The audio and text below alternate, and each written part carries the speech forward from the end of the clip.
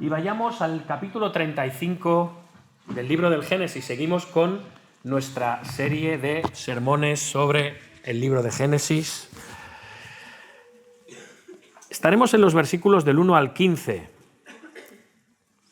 Aunque, si hemos de ser honestos, todo el capítulo 34, junto con el 35 y aún el 36, podemos decir que formarían parte de una gran unidad literaria en sí mismo. Pero evidentemente predicar acerca de los tres capítulos de forma completa sería viable, pero creo que estaríamos también perdiendo muchas cosas por el camino. Así que he decidido ir predicando estos pasajes siguiendo sus estructura y secciones naturales. ¿De acuerdo? Vamos a estar en los versículos del 1 al 15, capítulo 35. Acompañadme en la lectura de la palabra de Dios. Y dice así: Dijo Dios a Jacob: levántate y sube a Betel, y quédate allí, y haz allí un altar al Dios que te apareció cuando huías de tu hermano Esaú. Entonces Jacob dijo a su familia y a todos los que con él estaban: quitad los dioses ajenos que hay entre vosotros, y limpiaos, y mudad vuestros vestidos, y levantémonos y subamos a Betel, y haré allí altar al Dios que me respondió en el día de mi angustia, y ha estado conmigo en el camino que he andado. Así dieron a Jacob todos los dioses ajenos que había en poder de ellos, y los zarcillos que estaban en sus orejas, y Jacob los escondió debajo de una encina que estaba junto a Siquem. Y salieron. Y el temor de Dios estuvo sobre las ciudades que había en sus alrededores, y no persiguieron a los hijos de Jacob. Y llegó Jacob a Luz, que está en tierra de Canaán, esta es Betel, y él y todo el pueblo que con él estaba. Y edificó allí un altar, y llamó al lugar El Betel, porque allí le había aparecido Dios cuando huía de su hermano. Entonces murió Débora, ama de Rebeca, y fue sepultada al pie de Betel, debajo de una encina, la cual fue llamada Alon Bakut. Apareció otra vez Dios a Jacob cuando había vuelto de Padam Aram, y le bendijo. Y le dijo Dios: tu nombre es Jacob, no se llamará más tu nombre Jacob, sino Israel será tu nombre. Y llamó su nombre Israel. También le dijo Dios: yo soy el Dios omnipotente, crece y multiplícate. Una nación y conjunto de naciones procederán de ti, y reyes saldrán de tus lomos. La tierra que he dado a Abraham y a Isaac, la daré a ti y a tu descendencia. Después de ti daré la tierra. Y se fue de él Dios del lugar en donde había hablado con él. Y Jacob erigió una señal en el lugar donde había hablado con él, una señal de piedra, y derramó sobre ella libación, y echó sobre ella aceite. Y llamó Jacob el nombre de aquel lugar donde Dios había hablado con él, Betel. Hasta aquí la palabra del Señor, y su iglesia responde: amén. Vamos a orar, hermanos. Alabado seas, Padre. Te damos gracias, te alabamos y te bendecimos por tu palabra. Ella nos habla. Y lo que queremos es que esta mañana siga siendo así, que hable a nuestros corazones, a nuestras mentes.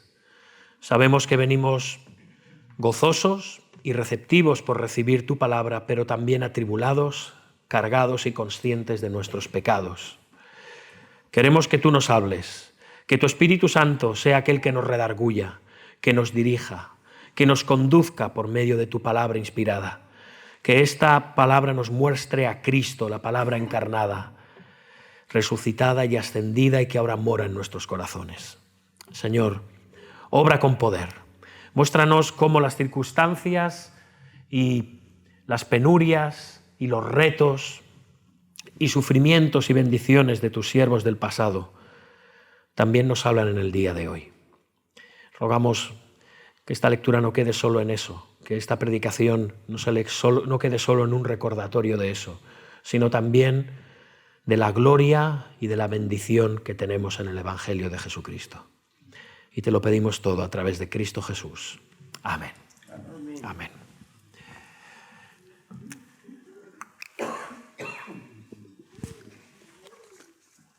Si recordamos, hace unas semanas estábamos en el capítulo 34 de Génesis y veíamos cómo Jacob se había reconciliado con su hermano Esaú, cómo se asentó en la ciudad de Siquem, cómo compró un terreno al rey de aquella ciudad, a Hamor, era un rey hebeo, y cómo allí edificó incluso un altar. Y tras eso también vimos cómo Dina, su única hija, y que él había tenido con Lea, su primera esposa, la no amada, pues había empezado a tener tratos con las hijas de los hebeos, de la ciudad de Siquem. Y debido a esto, el hijo de Hamor, Siquem, se encaprichó de ella hasta que la forzó, la violó y la raptó. Lo que también vimos después es que se enamoró genuinamente de ella y habló con su padre para que consiguiera convencer a Jacob y a su familia de que se casara Dina con él. Vimos el conflicto resultante entre las dos familias y también vimos una supuesta negociación dirigida por los hijos de Jacob, Simeón y Leví, alegando falsamente interés en esa unión, pero poniendo como condición la práctica de la circuncisión. Estos dos muchachos engañaron a toda una ciudad, incluido el rey y el príncipe de la misma, y cuando ellos se habían circuncidado y estaban débiles y adoloridos, toda la ciudad fue asesinada a cuchillo, incluidos Hamor y Siquem, como venganza de parte de estos dos muchachos, una carnicería, una masacre de la que participaron también los siervos, con toda probabilidad, y después el resto de hermanos de Simeón y Leví, el resto de hijos de Jacob, también participaron en el saqueo y expolio de aquella ciudad, llevándose consigo a las mujeres y a los niños. Un verdadero caos, un desastre. Y después de esto recordamos las últimas palabras de Jacob a sus hijos: me habéis turbado con hacerme abominable a los moradores de esta tierra, el cananeo y el fereceo, teniendo yo pocos hombres, se juntarán contra mí y me atacarán, y seré destruido yo y mi casa. Desde luego se le iba a hacer muy difícil a Jacob poder vivir en Canaán en paz, como antes habían vivido Abraham, su abuelo, o Isaac, su padre. E incluso, a diferencia de ellos, Jacob se había ganado la fama de hombre poco confiable, de hombre rapaz, codicioso y sanguinario, por culpa de la actitud de sus hijos. Y evidentemente esto le exponía a que quizás una coalición de reyes cananeos en algún momento, era cuestión de tiempo, se coaligaran para ir en contra de él, ya que sabían que no tenía un gran ejército, y fuese exterminado. Todo este pasaje, como vimos hace semanas, nos muestra la pecaminosidad del ser humano. Porque en este pasaje de Génesis 34 nadie se salva. Todos, en cierta medida, del primero al último, son culpables a la vez que víctimas. Y esas son las consecuencias del pecado. Somos culpables y víctimas, a su vez, de ese mismo pecado. Y esto nos llevaba inevitablemente a la necesidad de un Salvador.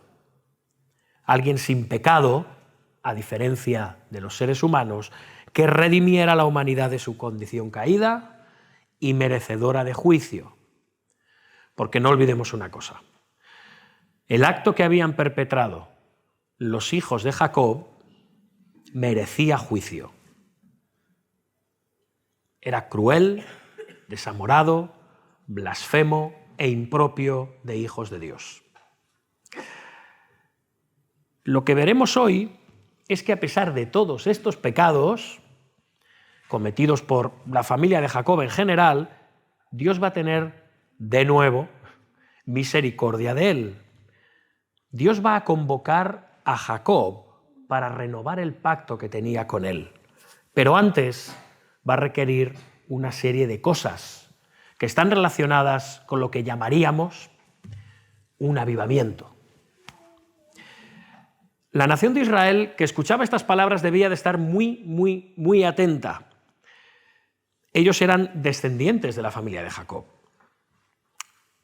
Y ellos llevaban en el desierto unos 40 años, vagando por él, camino de la tierra prometida, y en medio de este caminar, de este peregrinar, habían pecado en numerosas ocasiones contra Dios. Y también iban a tener la necesidad de purificarse, de santificarse, de arrepentirse y de avivar su amor por el Dios del pacto. Y nosotros, los descendientes de Jacob, de Abraham y de Isaac, por medio de la fe, el verdadero Israel, la Iglesia, los que estamos en el nuevo pacto, también luchamos con el pecado. También tropezamos muchas veces. También somos dignos de juicio adverso. También tenemos que luchar contra la idolatría de nuestro corazón. Debemos escuchar este pasaje, porque nos va a mostrar una serie de cosas muy necesarias y obligadas para la vida cristiana, nosotros que somos también peregrinos y extranjeros, camino de esos nuevos cielos y de esa nueva tierra que Dios nos ha prometido. Así que yo no sé en qué punto te encuentras hoy. Igual eres consciente, igual no. Puede que te encuentres en medio de un contexto de fracaso espiritual. Te sientes abandonado por Dios, lejos de Dios. Pero quiero recordarte algo. Dios, como en el caso de Abraham, Isaac y Jacob, no abandona a sus escogidos. Él no deja a su pueblo a su propio pecado. Él lo llama, lo restaura, lo aviva y lo prepara para seguir dando más fruto. No lo olvides nunca. Y este pasaje que vamos a considerar, que hemos leído los versículos del 1 al 15 del capítulo 35, vamos a ver tres secciones principales. La primera está en el versículo 1, en el que vamos a ver el llamamiento de Dios a Jacob. Después vamos a estar en los versículos del 2 al 5, donde Jacob prepara a su familia para encontrarse con Dios en Betel, y veremos la respuesta de la familia también. Y luego los versículos, una sección más amplia, en el que ocurren más cosas, pero que tiene una unidad, son los versículos del 6 al 15, en los que vemos que Jacob edifica un altar en Betel y se nos explica todo lo que ocurre a partir de ese momento. Y en la primera sección vemos el llamamiento de Dios a Jacob. Fijaos en el versículo 1. Dijo Dios a Jacob. Son las primeras palabras. Después de todo el desastre que hemos visto en el capítulo anterior, en el que Dios ni aparece, Dios ni habla, peor todavía, Dios ni se le menciona. Ahora empieza este pasaje con la palabra Dios. Y dice así: dijo Dios a Jacob, levántate y sube a Betel y quédate allí y haz allí un altar al Dios que te apareció cuando huías de tu hermano Esaú. ¿Habéis visto?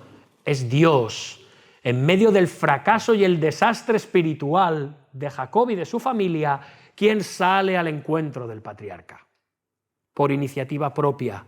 Ni siquiera está siendo invocado por Jacob, ¿os dais cuenta? Jacob solo se preocupa por las consecuencias que va a tener sobre él el pecado de su familia, pero Dios sale al encuentro de Jacob sin que él otra vez lo busque. Se le manifiesta personalmente. Dios sabe cuán abatido, humillado debía de sentirse Jacob por sus pecados y por los de su familia. Desobediencia, inmoralidad, engaño, blasfemia, asesinato, codicia, y la lista sigue. Cuando te sientas en tus momentos más bajos, no lo olvides. Dios va a salir a tu encuentro. No te quepa duda.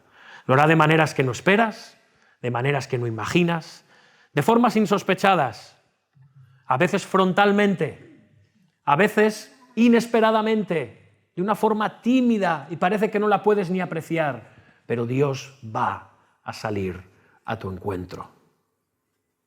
si eres un hijo del pacto.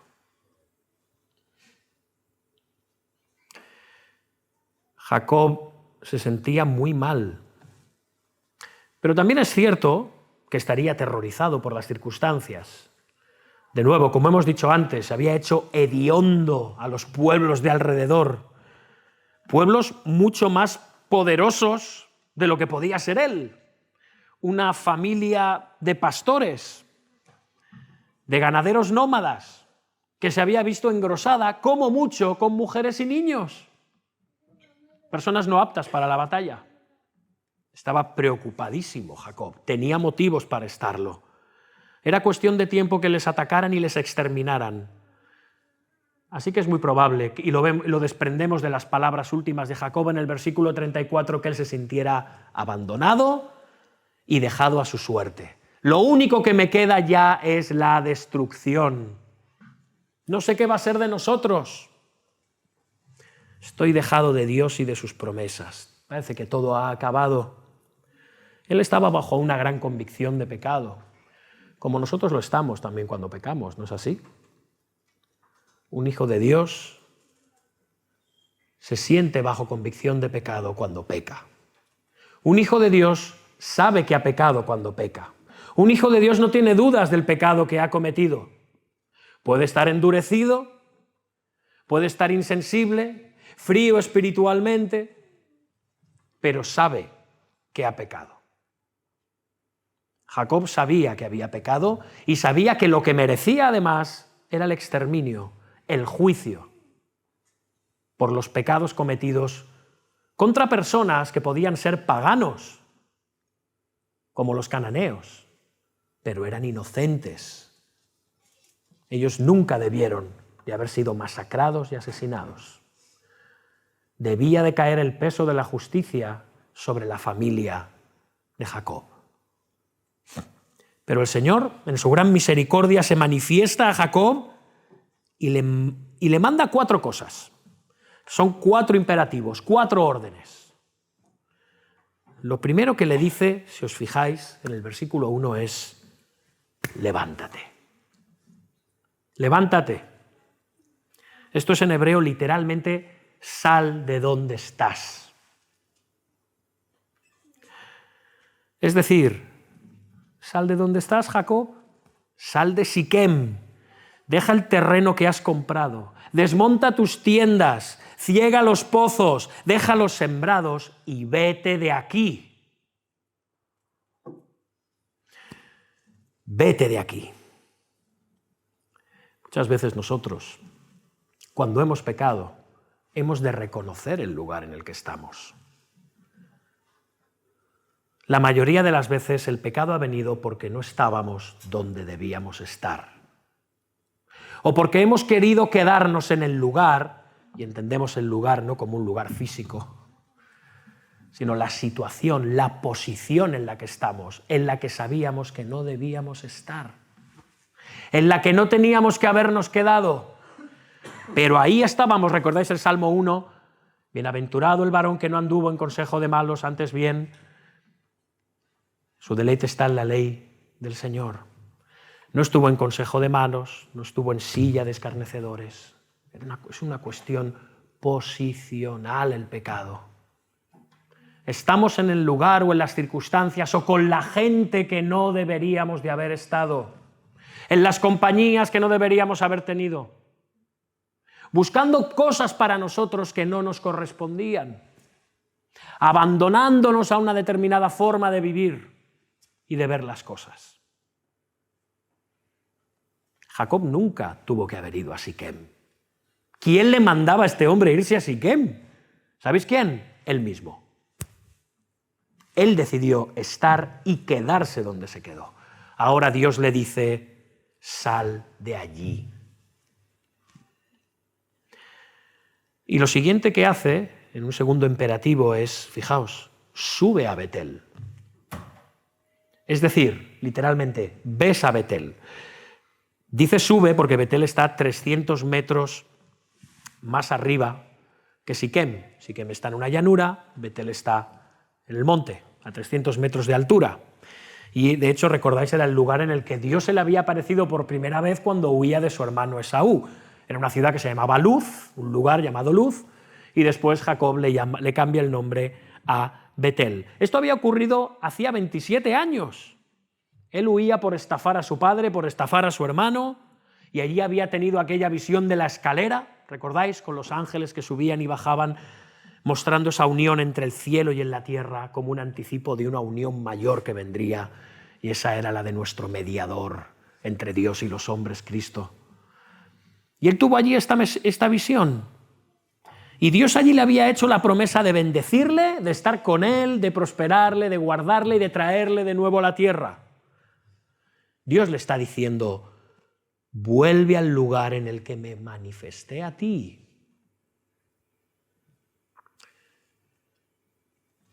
Donde nos encontramos por primera vez.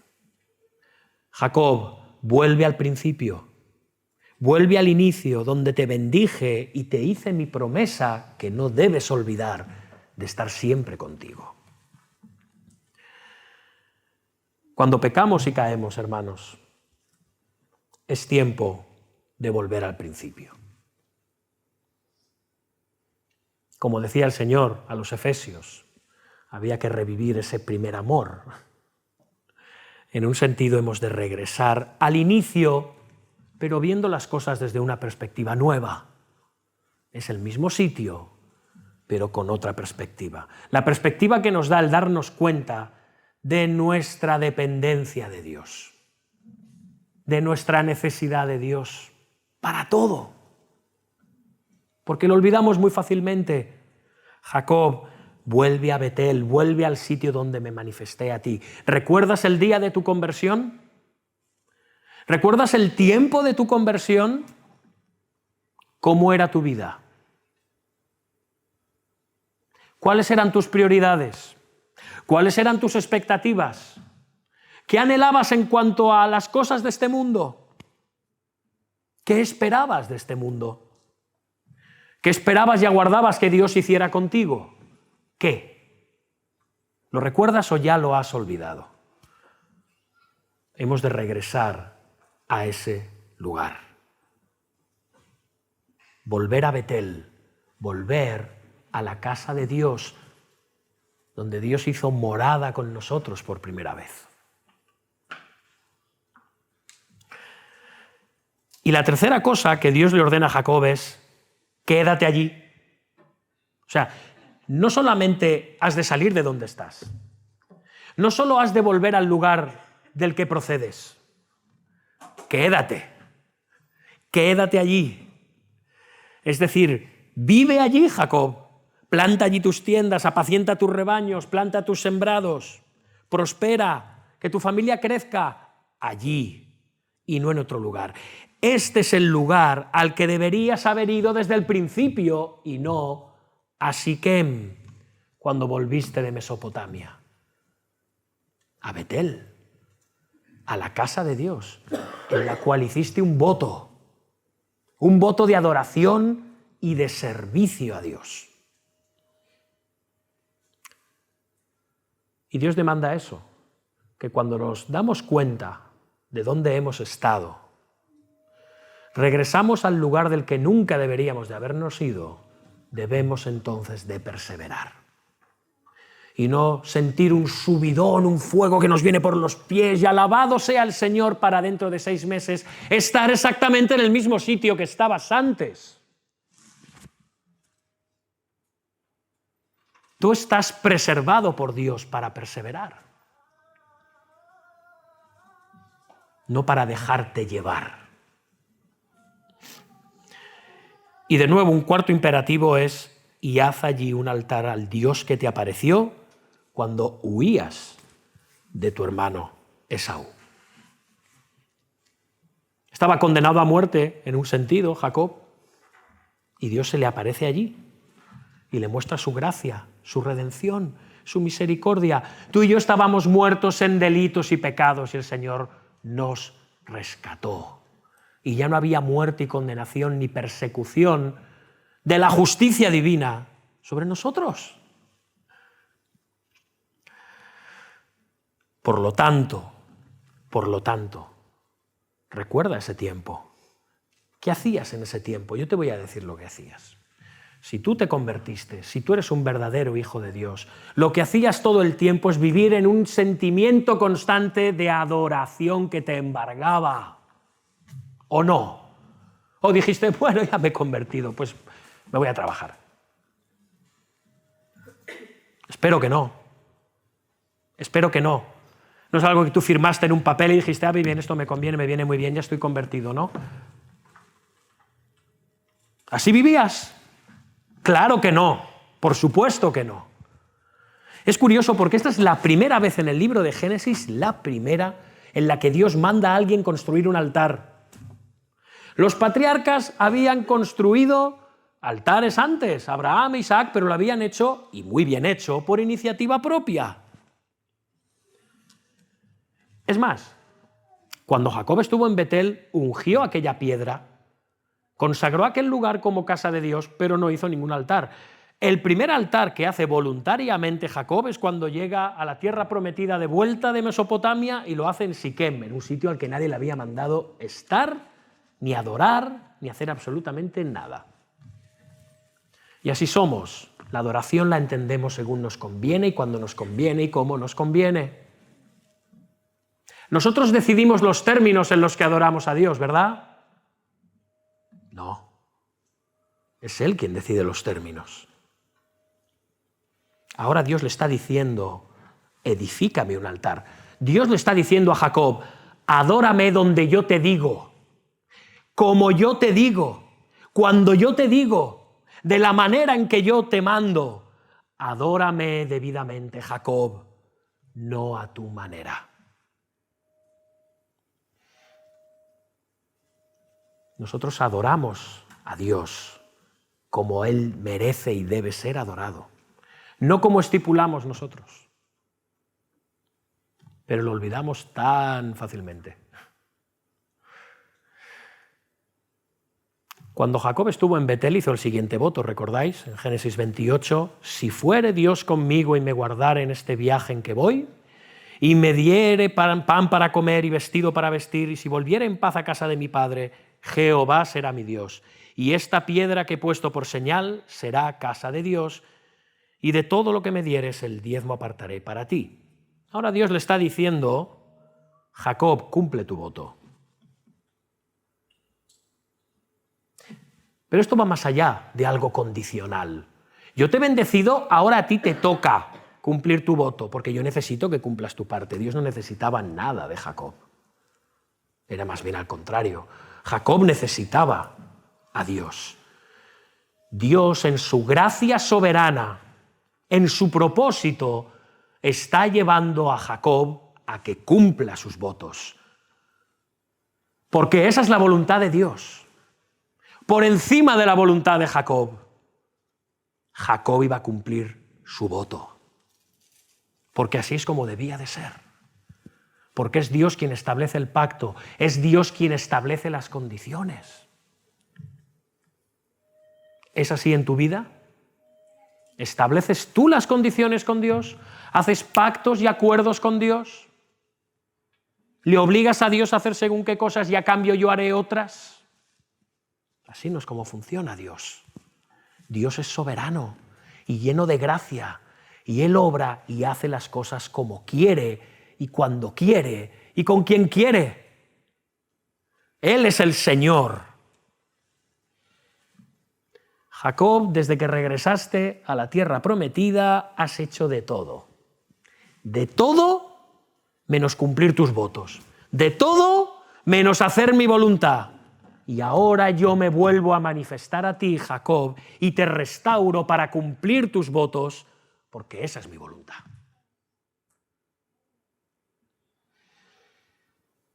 Qué maravilla la gracia de Dios, ¿verdad? Porque si no fuera por la gracia de Dios, hermanos, ¿dónde estaríamos? ¿Dónde estaríamos? Y esto ya nos llevaría a la segunda sección del pasaje, los versículos del 2 al 5, donde Jacob está haciendo algo increíble. ¿Recordáis la broma que hacíamos? Y Jacob hace algo increíble hace tiempo, se pone a orar No había hecho, en todo el pasaje no había hecho esto. Ahora vemos algo que hemos visto tímidos destellos de esto, pero ahora Jacob hace algo por primera vez de forma clara, directa, consciente y enérgica. Asume el liderazgo de su familia. Vaya, le ha costado. En la vida de Jacob hemos visto que mayoritariamente quien ha llevado las riendas de la familia ha sido su suegro, o sus esposas, o como vimos en el capítulo anterior, sus hijos Simeón y Leví. Él no ha hecho nada, solo quejarse. Pero ahora, tras el llamamiento de Dios, Jacob se convierte en el líder de su familia y les conduce a purificarse antes de presentarse ante Dios en Betel. Y él habla a su familia, a sus siervos y a todas aquellas mujeres y niños que se habían unido a su pueblo, que habían sido, vamos a decir, llevados, cuando no raptados, por los hijos de la ciudad de Siquem. Y les dice, versículos 2 y 3, entonces Jacob dijo a su familia y a todos los que con él estaban, quitad los dioses ajenos que hay entre vosotros y limpiaos y mudad vuestros vestidos y levantémonos y subamos a Betel. Y haré allí altar a Dios que me respondió en el día de mi angustia y ha estado conmigo en el camino que he andado. Les está dando dos mandatos, básicamente. Primero, que quitaran de en medio de ellos los dioses ajenos. ¿Veis? Y después, limpiaos y mudad vuestros vestidos. Primeramente, en relación a estos dioses ajenos o extraños, podríamos llamarlos, también hay Biblias que ponen extraños, podemos decir que este era un requerimiento básico en el pacto de Abraham. Jehová era el único Dios verdadero, el único. Yo soy vuestro único Dios y vosotros sois mi único pueblo sobre la tierra. Era una premisa elemental. En aquel tiempo, los pueblos cananeos, arameos, del mundo de los patriarcas, incluso los egipcios, podían adorar a todos los dioses que quisieran, a los de cualquier país, si te convenía o te apetecía. Baal, Asera, Dagón, Anu, Utu, Enlil, Ra, Atón, Anubis, da igual, lo que quieras. Había para todos. Ninguno se iba a poner celoso contra el otro. Ninguno de esos dioses, ninguno requería exclusividad. Podías tener los que quisieras. El único Dios que requería adoración y devoción exclusiva era Jehová, el Dios de Abraham, el Dios de Isaac, el Dios de Jacob. De hecho, en Génesis empieza a establecerse el monoteísmo, es decir, la adoración a un único Dios. Era algo único en los pueblos del pasado, que era exclusivo de los patriarcas y luego de sus descendientes, el pueblo de Israel. Así que esto debía de parecer muy básico, pero parece que no lo era. A veces decimos, esto es tan evidente, pasan cosas en la iglesia, vemos según qué pecados, según qué conductas, y decimos, pero bueno, pero si esto es del ABC del cristianismo. Para la familia de Jacob, el adorar a un solo Dios era tan elemental como respirar. Y lo primero que tiene que decir el patriarca a su familia es, quitaos los dioses que tenéis ahí en medio. Qué cosa más absurda, ¿no? Qué recordatorio más aparentemente inútil. Pues no, era imprescindible, era necesario. Abraham y Isaac lo habían tenido muy claro y parece que su familia también. Pero no se podía decir lo mismo de la familia de Jacob. ¿Recordáis a Raquel llevándose los ídolos de su padre Labán? Y no le echemos la culpa solamente a Raquel, porque muy probablemente Lea tuviese la misma actitud. De hecho, ella no había tenido ningún empacho ni ningún problema en que su hija se relacionara ¿con quiénes? Con las hebeas de la ciudad de Siquem, idólatras, paganas. Así que si ella no adoraba a otros dioses, no le importaba que su hija o ella misma se relacionara con otras personas que sí lo hacían. Y después de eso, los propios hijos de Jacob, es muy probable que tuvieran costumbres idolátricas por la sencilla razón de que habían saqueado toda la ciudad y se habrían llevado, entre otras cosas, con seguridad, ídolos del hogar, que eran pequeñitos y portátiles, no pensemos en grandes estatuas, que estarían hechas de plata, de oro, de piedras preciosas, y las tendrían con ellos como parte del botín. Y todas esas mujeres y niños, que podían ser hasta la adolescencia, que habían sido llevados con ellos, ¿creéis que habían olvidado la adoración a sus dioses? Era obvio que no. Había idolatría en Israel por todos los sitios. Absurdo, pero real. ¿Cómo podíamos haber llegado a esto? La casa de Jacob era un hervidero de ídolos, y todos estos dioses debían ser expulsados de entre la familia de Jacob. ¿Qué ídolos hay en tu corazón? ¿Qué ídolos hay en tu familia, en tu matrimonio? ¿Qué ídolos hay entre tus hijos? ¿Qué ídolos hay en esta iglesia? Porque los hay. ¿Qué es un ídolo? Cualquier cosa que desplaza a Dios de su lugar. Cualquier cosa. Cualquier cosa es cualquier cosa. Podría empezar a enumerar tantas cosas que no voy a decir nada. Cualquier cosa que saque a Dios del lugar que le corresponde es un ídolo en tu corazón. Y Dios le está diciendo a Jacob y a la familia, quítalos. No los quiero en Israel. No los quiero en mi pueblo. Y después de eso, la segunda orden que les da es, limpiaos y mudad vuestros vestidos. Y estas palabras sonarían muy familiares seguramente a los israelitas, porque ellos, por la ley de Moisés, estaban muy acostumbrados a la purificación y a la limpieza de las ropas, de los cuerpos, antes de ir a adorar a Dios. Pero los pueblos semíticos, los descendientes de Set, la línea de descendencia prometida, como era en este caso la familia de Jacob, aunque no lo parecía en este momento, también estaban muy familiarizados con estas costumbres de limpieza y purificación, aún antes de que la ley las enunciara y las sancionara. Así que en medio de esta familia tenía todo el sentido que se limpiaran y cambiaran sus ropajes. Ahora, ¿por qué? ¿Es que hay algo contaminado en la ropa? ¿Realmente crees que es un tema de contaminación estilística? ¿Estaban sucios? Pensamos siempre en los antiguos como gente muy sucia, pero no tenía por qué ser así. ¿Por qué era importante que ellos hicieran esto? Israel debía purificarse y debía cambiarse. Jacob había sido débil en su liderazgo y desobediente en sus votos. Dina había sido deshonrada y amancillada, ¿recordáis? Al ser violada, y no solamente violada, sino además por un pagano. Simeón y Leví, junto con sus siervos, tenían las manos manchadas de sangre inocente. Los demás hijos de Jacob habían saqueado la ciudad, habían pasado por alto los cadáveres sin ningún respeto y habían raptado a todas las mujeres y los niños. Había necesidad de purificación en la casa de Israel. Esto era una muestra de arrepentimiento, porque el arrepentimiento no va seguido de palabras y ya está, va seguido de hechos. Va seguido de un cambio, va seguido de algo que está y que de repente ya deja de estar. Eso es lo que simbolizaba, en cierto sentido, el mudar los ropajes. El arrepentimiento está relacionado con un nuevo comienzo. Todo esto era preciso para encontrarse con Dios en Betel,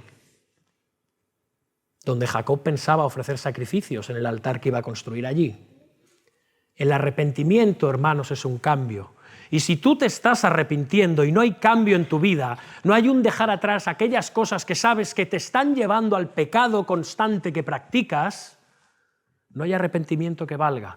Y si un cristiano no manifiesta arrepentimiento, que es la puerta de entrada a la fe en la redención en Cristo, ese cristiano tiene un serio problema. Porque son dos caras de una misma moneda, el arrepentimiento y la fe. lo cual lleva a la justificación. Sí, que ocurre una sola vez en nuestra vida.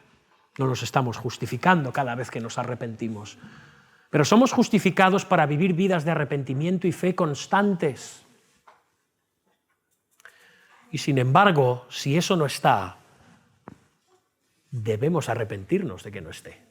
Y si no te sientes lo suficientemente arrepentido y te dueles por ello, que sepas que eso ya es arrepentimiento. No somos salvos por arrepentimiento, somos salvos por gracia, por medio de la fe, pero el arrepentimiento tiene que estar. No es negociable.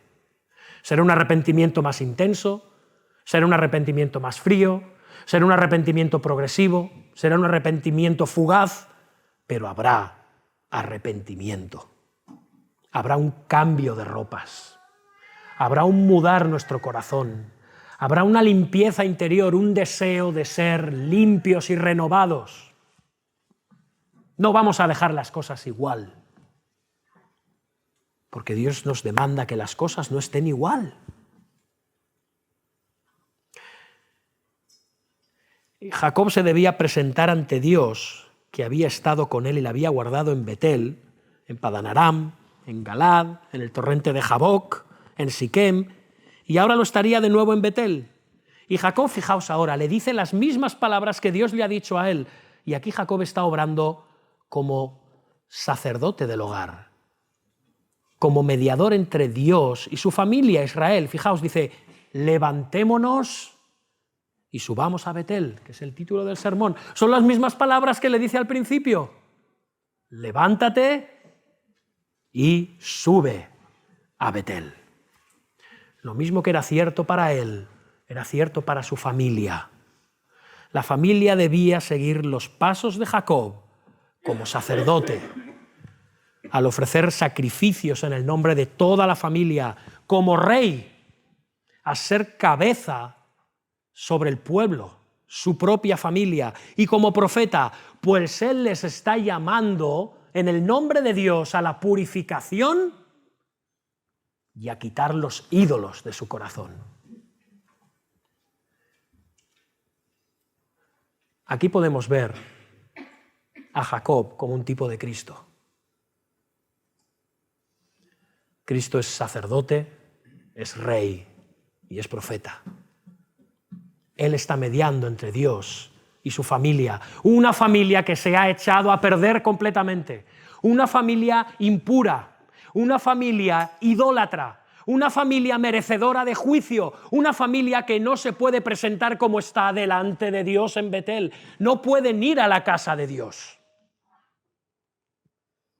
Y Jacob es ese sacerdote, es ese rey y es ese profeta que les dice: limpiaos, quitad vuestros ídolos y levantémonos y subamos a Betel.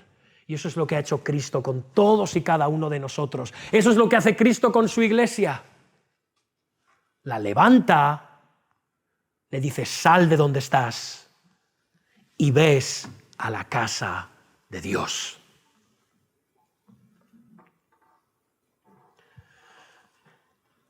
¿Recuerdas ese día en el que Dios hizo esto contigo? Que Dios obró por medio de Cristo como sacerdote, como rey, como señor de tu vida, como mediador y como profeta, aquel que te mostró toda la verdad que hay en Cristo, en Él mismo. Y vemos aquí, por la gracia de Dios, la reacción de la familia, como no podía ser de otra manera cuando la gracia de Dios obra, de la familia y de todos los que estaban con él. Fijaos, versículo 4, así dieron a Jacob todos los dioses ajenos que había en poder de ellos y los zarcillos que estaban en sus orejas, y Jacob los escondió debajo de una encina que estaba junto a Siquem. Y de hecho, lo que hizo Jacob encierra un gran simbolismo, pues nos dice que tomó todos aquellos ídolos y todas aquellas ropas y los adornos impuros, que seguramente eran adornos también idolátricos y forma de vestir y de arreglarse tendente a la idolatría, probablemente de parte de esas mujeres que venían de la ciudad de Siquem, eran hebeas. ¿Y qué hace? ¿Qué hace Jacob?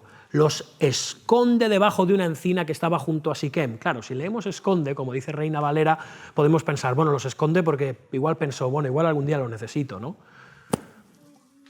Ya conocemos a Jacob, ¿no? No, hermanos, si vamos al idioma original, literalmente en hebreo está diciendo que los sepultó. Los puso debajo, los enterró debajo de la encina, que como veremos más tarde era la costumbre para las tumbas. Se solía enterrar al lado de un árbol a las personas. Lo mismo está haciendo Jacob con todos esos ídolos y con todos esos atuendos y con todos esos adornos. Está diciendo, todo eso que formaba parte de tu anterior vida está muerto y enterrado. No volveremos jamás a ello. No volverás nunca a ello, porque están en una tumba. Han muerto para ti. No debe volver a producirse esto en ti, Israel. Jamás. Ellos dejaban Siquem. Estaban dejando Siquem, la casa de los cananeos, para ir a Betel, la casa de Dios. Todas aquellas cosas del pasado debían estar para ellos muertas y enterradas. Sus pecados quedaban atrás, sepultados. ¿Dónde? En la desolada y deshabitada ciudad de destrucción que era Siquem, una ciudad pagana, plagada de cadáveres. Ellos ahora iban a la ciudad de Dios, a Betel. Era un nuevo inicio, era un nuevo principio para Israel. Y eso hizo Cristo contigo y conmigo. Cogió todos nuestros pecados y los enterró. Tus pecados pasados, presentes y futuros fueron enterrados, más aún, fueron a parar a lo más profundo del mar, para que no volvamos a ellos jamás, para que ni siquiera sean recordados por nosotros. Es Cristo quien en su vida, muerte y resurrección sepulta tus pecados, como hizo Jacob con los pecados de su pueblo. Cristo sepultó los pecados de su pueblo, la Iglesia.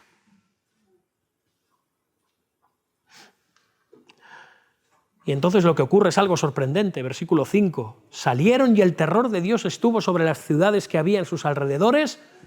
Anda, y no persiguieron a los hijos de Jacob. Lo que más aterrorizaba a Jacob eran las represalias de los pueblos cananeos. Él moraba como extranjero entre ellos. Y ahora la noticia de que Jacob había exterminado a una ciudad se había propagado. Y como hemos dicho, las represalias eran inevitables cuando no, hasta cierto punto, merecidas. Pero tras la purificación de la familia de Jacob al librarse de la idolatría, y salieron, fijaos el pasaje, y salieron, y entonces ¿qué ocurre? El terror de Dios estuvo sobre las ciudades que había en sus alrededores. No era algo que había quedado a medias, no era algo que se estaban pensando a ver qué pasaba. Salieron, se purificaron, dejaron sus ídolos, fueron enterrados y se fueron en dirección a Betel. Salieron. Jacob guiando a su pueblo a una nueva realidad, que es lo que Cristo hace con nosotros. También nos lidera en un nuevo éxodo y nos saca de la esclavitud al pecado, al diablo y a la muerte, y nos lleva a Dios, a la vida eterna, para siempre. Y de nuevo, esto es sorprendente. El terror de Dios estuvo sobre las ciudades que había a sus alrededores y no persiguieron a los hijos de Jacob. Esto es algo rarísimo. ¿Os recordáis lo raro que nos parece la actitud de Labán cuando al final se encuentra con Jacob? Lo rara que nos parece la actitud de Esaú cuando finalmente también se encuentra con Jacob. No pasa nada de lo que imaginamos que va a pasar, ¿verdad?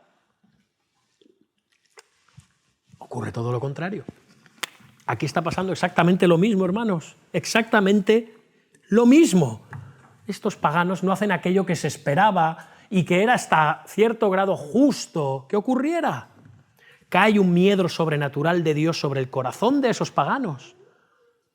Ir en contra de Jacob les aterrorizaba.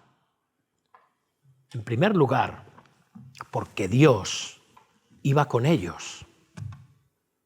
Y eso era una advertencia de que ellos podían sufrir el mismo destino que los heveos de Siquem. Hermanos, amigos, Dios es soberano sobre todo. Sobre todos los seres humanos, los creyentes y los no creyentes, sean pueblo de Dios o no. Dios había prosperado a Jacob y ahora los que estaban con él, o sea, su pueblo, su descendencia era mucha. Dios protegería a su pueblo de todo peligro y los seguiría encaminando a lo largo de la tierra prometida sin peligros, y haría ciertas las palabras de a Jacob en Betel, ¿recordáis? Yo soy Jehová, el Dios de Abraham tu padre, el Dios de Isaac. La tierra en que estás acostado te la daré a ti y a tu descendencia. Será tu descendencia como el polvo de la tierra, y te extenderás al occidente, al oriente, al norte, al sur, y a todas las familias de la tierra serán benditas en ti y en tu simiente. He aquí yo estoy contigo y te guardaré por donde quiera que fueres, y volveré a traerte a esta tierra, porque no te dejaré hasta que haya hecho lo que he dicho. Cuando Israel se arrepiente, cuando Israel deja el lugar en el que está, cuando se encamina al lugar en el que debe de estar, cuando adora como es debido, cuando experimenta avivamiento, cuando experimenta purificación y santificación, Dios propicia la merecida ira y la elimina. Tú y yo éramos merecedores del exterminio. Nuestros pecados ameritaban exterminio. La justicia reclamaba nuestro exterminio en una eternidad en el infierno de fuego. Sin embargo, por medio de nuestro Rey, sacerdote y profeta, Jesucristo, nuestro cabeza de familia, nuestro mejor Jacob, que nos dirige a una nueva tierra, por medio de seguir sus pasos, de refugiarnos en Él, de seguir su voluntad, la ira de Dios es propiciada y ya no viene sobre nosotros. Como ocurrió con la familia de Jacob. Ellos merecían el juicio y no lo recibieron por gracia. Y esto nos lleva a la última sección del pasaje, versículos del 6 al 15, en la que vemos a Jacob edificando este altar en Betel y vemos también todo lo que ocurre allí. Y si vamos a los versículos, en vuestras Biblias podéis verlo, del 6 al 8.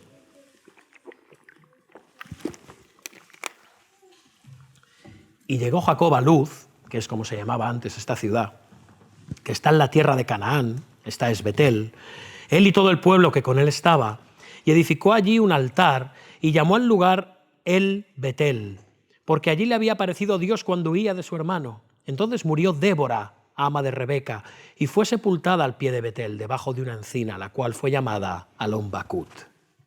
Jacob y su familia hicieron un viaje de 25 kilómetros hacia el sur, ascendiendo a la serranía, y llegaron a Betel, que antes se llamaba Luz. Y allí Jacob edifica este altar al Señor, en el que, obviamente, ¿para qué era un altar? Sino para hacer sacrificios. Se ofrecieron sacrificios. Seguramente, muy probablemente, fue la 10ª parte, tal y como de sus ganados, como él había prometido 27 años antes. Se había dado prisa, 27 años antes a Dios. Ofreció la 10ª parte de sus ganados, como había prometido. Y llama al lugar El Betel, es decir, el Dios de Betel, o el Dios de la casa de Dios. Pero ahora vemos qué ocurre a modo de paréntesis, porque esto es algo raro, ¿verdad? De repente aparece esto aquí y dices, bueno, ¿y esto? Fijaos, murió Débora, ama de Rebeca, y fue sepultada al pie de Betel, debajo de una encina, la cual fue llamada Alon Bacut. De repente aparece esto aquí. Dices, qué extraño, porque veremos que más tarde se va narrando una serie de muertes en los siguientes versículos hasta el final del capítulo. Podríamos haber dicho, bueno, Moisés, ¿por qué no cuentas esto junto con la muerte de Raquel o con la muerte de Isaac? ¿No? Tendría más sentido, pero nos lo pone aquí en medio. Esto es curioso. Bueno, en primer lugar, la última vez que supimos de Rebeca, ¿recordáis? Fue cuando le dijo a su hijo, vete para Padán Aram, busca ahí esposa y cuando se calme tu hermano ya volverás y nos reuniremos, ¿sí? Pero esto nunca ocurrió. Rebeca murió antes de que Jacob regresara a la tierra prometida.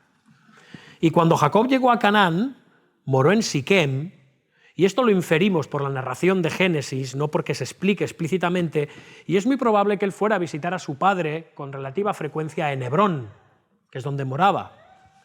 Y supo que su madre había muerto, pero el ama, o sea, la criada personal de Rebeca, Débora, estaba viva. Y lo que hizo Jacob fue llevársela consigo,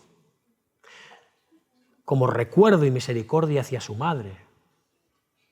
Yo no pude estar con mi madre, pero estaré y cuidaré de esta mujer que estuvo unida a ella durante toda la vida.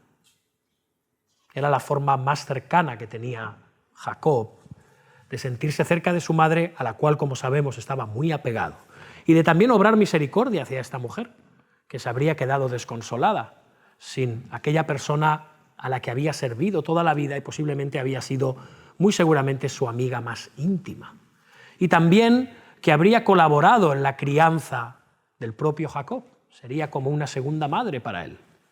Así que él se la lleva consigo. Y finalmente ella muere cuando llegan a Betel. Y Jacob la entierra en una encina, que la llamó Alon Bakut, esto es encina del llanto, en un contexto en el que todo debería de ser gozo, alegría por la restauración y el avivamiento. Hay llanto.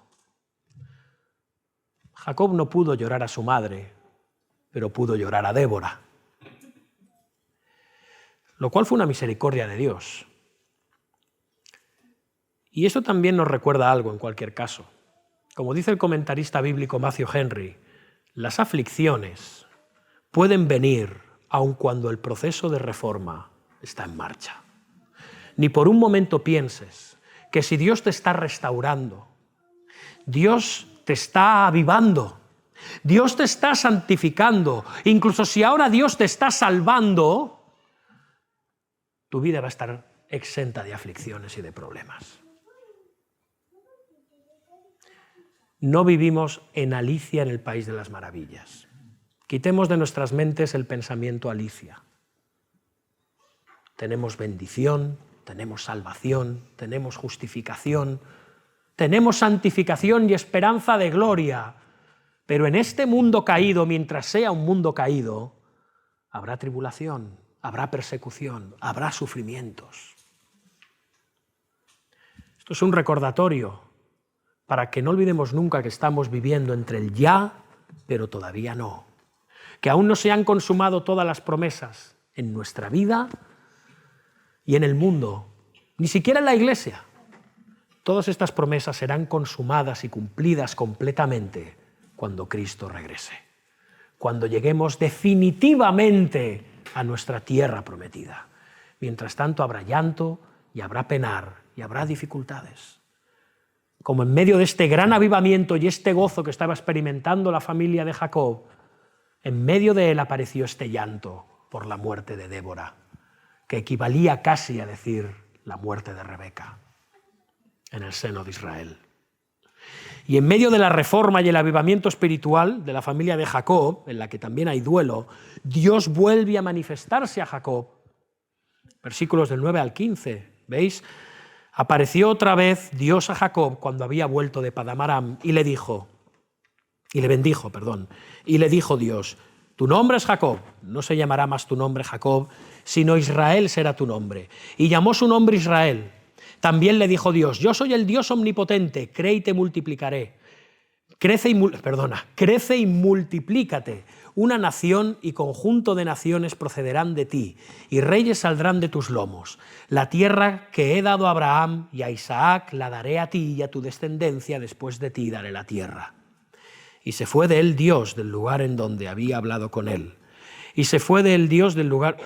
Perdón, ¿está repetido? Sí. Y Jacob erigió una señal en el lugar donde había hablado con él, una señal de piedra, y derramó sobre ella libación, y echó sobre ella aceite, y llamó Jacob el nombre de aquel lugar donde Dios había hablado con él, Betel. Y aquí concluye el pasaje. 7 años después de regresar de Padán Aram, 27 años después de su primer encuentro con Dios en Betel, Dios se aparece de nuevo al patriarca y lo hace para mostrarle sus propósitos redentores, como siempre que se aparece Dios. Alguien puede pensar que en tiempo de los patriarcas Dios estaba apareciendo cada 2 por 3, pero no era el caso. En el tiempo de los patriarcas Dios aparecía cuando debía de hacerlo para manifestar sus propósitos de redención a su pueblo. Y Dios le dice 3 cosas a Jacob, renovando así su pacto. Primero, que no se llamará más su nombre Jacob, sino Israel será su nombre. Este cambio de nombre ya había ocurrido, ¿recordáis? En el torrente de Jacob, cuando él pelea con el ángel. Pero Dios le está diciendo, ya no serás más el hombre que depende de sí mismo, no serás el agarrador, el que coge talones, el engañador, el que toma todo para sí, sino que lo harás aferrándote y dependiendo de Dios. Ahora serás Israel. Y en segundo lugar, yo soy el Dios omnipotente, crece y multiplícate. Una nación y conjunto de naciones procederán de ti, y reyes saldrán de tus lomos. Dios se está manifestando como aquel que es omnipotente, esto es el Todopoderoso. Todas estas promesas se cumplirán porque yo soy todopoderoso. No por ti, no por tus fuerzas, no por tu voluntad, sino porque yo soy el Todopoderoso, el que todo lo puede, el que todo lo hace, el todo suficiente para ti. Y además le dice las mismas palabras que le da a Adán y Eva, dando a entender que este es un nuevo principio. Después de esta purificación hay un nuevo principio para la línea de descendencia de la mujer. Fijaos, crece y multiplícate. Esto es un recordatorio del Edén. Jacob está empezando algo continuado pero nuevo, porque ha sido purificado, porque ha sido renovado, porque ha sido avivado. Y después le dice que una nación y conjunto de naciones procederán de ti. Y esto se cumple en las 12 tribus de Israel y después en la nación de Israel. Y reyes saldrán de tus lomos, lo cual evidentemente llega a ser así mediante Judá, después el linaje davídico de reyes y después, por último, el rey definitivo, el Mesías prometido, Jesús. Y en tercer lugar le dice a Jacob, la tierra que he dado a Abraham y a Isaac la daré a ti y a tu descendencia, después de ti daré la tierra. Dios establecería a Israel y a su descendencia en Canaán y llegarían a ser poseedores de la tierra. Esto sería una promesa perpetua para todos los descendientes de Jacob. Y finalmente cesa la manifestación de Dios y Jacob hace una libación, derrama vino sobre la piedra en la que anteriormente le había derramado aceite como muestra de gozo, pero también vuelve a derramar aceite, unge aquella piedra, confirmando así el pacto y santificando aquel lugar para la adoración a Dios. Y Jacob es ahora el portador de las promesas. Hay una nueva creación, en un sentido, un anticipo de esa nueva creación, de ese nuevo principio, de esa familia que estaba hundida y sumida en el pecado, pero ahora está renovada y fortalecida. La descendencia prometida a la mujer desde Set continuará por medio del linaje de Jacob hasta su cumplimiento último en Cristo y después en todos nosotros, la Iglesia, los descendientes de Abraham, Isaac y Jacob por la fe. Para concluir, hermanos, la historia de este pasaje es la historia de la nación de Israel. Ellos oyeron este relato en los márgenes del río Jordán, antes de atravesarlo para tomar posesión de esa misma tierra en la que está ocurriendo este relato, solo que 400 años después. Ellos eran el pueblo del pacto, los descendientes de Jacob. Ellos iban a ser guiados por el Omnipotente, el Todopoderoso. Ellos debían dejar atrás todos los ídolos, santificarse y purificarse para heredar las promesas de Dios. A pesar de las infidelidades de la nación de Israel, en Egipto, al salir de Egipto, durante 40 años de vagar quejándose por el desierto, por medio de castigos y por medio de refinamientos, vemos que Dios era fiel a su pacto y que no los iba a abandonar. Israel acabaría cumpliendo sus votos. Porque ese era el propósito del Dios omnipotente, el Dios de Jacob. Y las naciones temerían a Israel por los hechos de victoria que Dios había protagonizado con ellos. Porque Dios Todopoderoso caminaba a su lado. ¿Qué te muestra este pasaje a ti y a mí? A la Iglesia. Nos muestra muchas cosas, ya las hemos ido viendo, algunas de ellas, pero nosotros somos el pueblo de la alianza. Herederos espirituales de Jacob, por medio de la fe. Somos el Israel de Dios. Dios tiene un pacto con nosotros, un nuevo pacto ratificado por la sangre de Cristo derramada en la cruz del Calvario, en sustitución por nuestros pecados. Él es el Cordero de Dios. Tenemos una circuncisión mejor, la del Espíritu en nuestros corazones. Por lo tanto, quitémonos de nuestros corazones todos los ídolos y santifiquémonos para que podamos experimentar ser el pueblo de Dios en medio de una generación impía y hostil que nos rodea, en medio de un futuro que es aparentemente incierto. Dios omnipotente es nuestra fuerza y bendición. Él quiere que vivamos en la verdadera casa de Dios, en el verdadero Betel, en la iglesia de la cual Cristo es cabeza, el cuerpo de Cristo. Cristo es nuestra verdadera casa de Dios. Cristo es nuestro verdadero templo espiritual en el que adoramos, al que hemos sido unidos. Vivamos en Betel y Dios se manifestará a nosotros y nos restaurará, nos bendecirá y nos redimirá para seguir dando fruto.